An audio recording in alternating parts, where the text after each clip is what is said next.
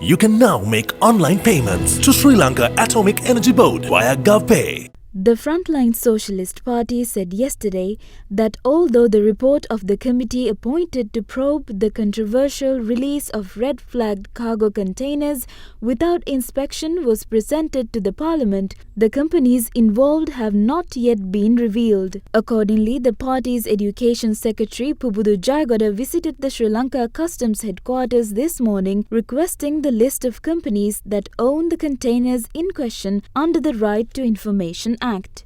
This report clearly reveals that it is the same set of companies whose containers have repeatedly been released without proper inspection. While 65 companies are mentioned in the report, as far as we know, there are just 7 or 8 chief owners and they appear to have received special treatment. Instead of addressing the root of the issue, the government seems to be shifting the blame onto customs officers and punishing them for it as a way to quickly put the matter to rest. On the other hand, the opposition is using this as a political tool, accusing government MPs of fraud yet not conducting any real investigation themselves. They've made a lot of noise in Parliament but haven't taken even the basic step of finding out what these 65 companies actually are. The government hasn't even presented this information to Parliament. There has been no transparency about which companies are involved. This lack of action from both sides makes it clear that neither the government nor the opposition truly wants to hold these racketeers accountable.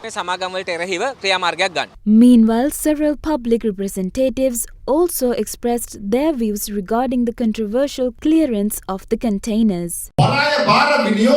First, the Deputy Minister of Ports took responsibility, saying it was they who released the containers and that it was done legally. Then the Cabinet Minister in charge of ports said the same. But when that didn't seem to be enough, they turned around and pressured the officials to claim that everything was done correctly. Meanwhile, the President had to appoint a commission which revealed that releasing the containers without proper inspection was wrong. And now, what's the minister saying?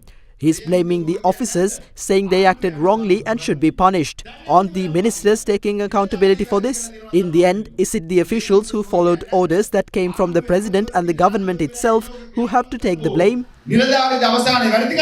So far, the country's Minister of Health has failed to provide a clear statement on whether these containers contained dangerous medicines, chemical waste or medical equipment or drugs that were dispatched by foreign countries.